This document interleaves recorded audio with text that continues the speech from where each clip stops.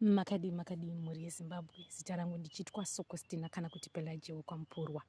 Mhuri yeZimbabwe ndiri kuuya pano nenyaya inosuwisa, nyaya iri kuchemedza. Mhuri yeZimbabwe iri pakuchema panguva ino nekuda kwenjodzi kana kuti accident yaitika along Bulawayo Road mangwanani ano. Accident iyi iri kunzi yaitika mangwanani nenguva dza5 makuseni.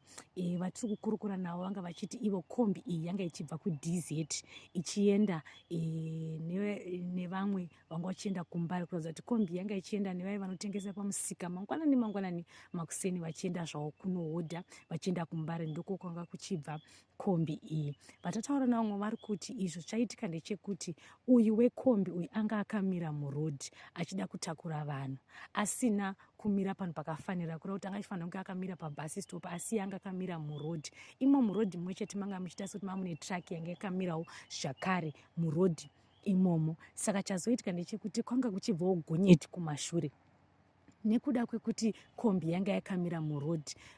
Gonyeti harina kuzokwanisa kuti ise mabhireki rimire, ravha rangokwanisa kunorova kombi nekumashure, ndokusanganisa kombiya nerimwe rori ranga riri pamberi. Izvo zvakonzeresa njodzi yaitika ipapo pana Bulawayo Road pa10 of yepaDZ. Kutaura kwandiri kuita mhuri yeZimbabwe, pari kunzi ipo pafa vanhu 8 pasport.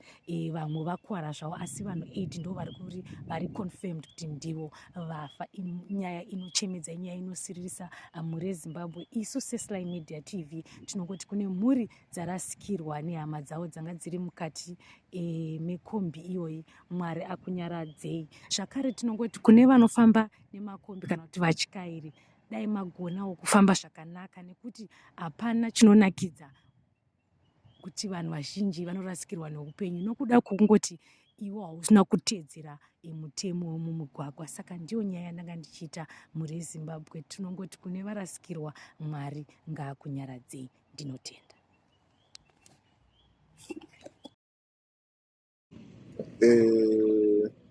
Right. Ngadai so apa pane bus stop iri padhuze apika. Pane rori yanga yapera ngatikoti yanga yafa. Rori iyoyo driver wacho anga akatorara ari mumota werori.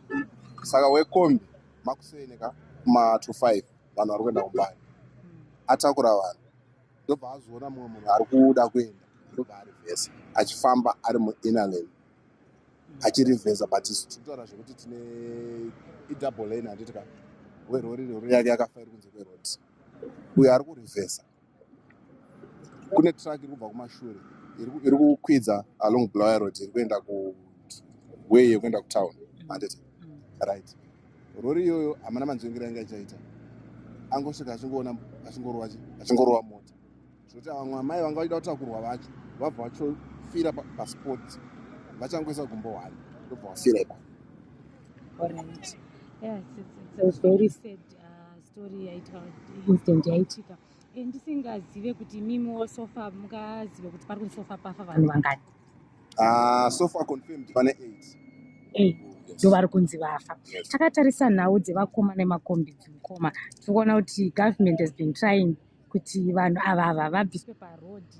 Imimi munofungwa chii chingaitikewo, nepfungwa dzenyu tikabatsirane sei nevemutemo nevegovernment kuti tisarambe tikaona pana panoita pablack spot, tisarambe tichisangana netsaona nekurasikirwa nevanhu pakadai, tichisangana kunyanya makombi ariwo ari involved munyaya dzemaaccident.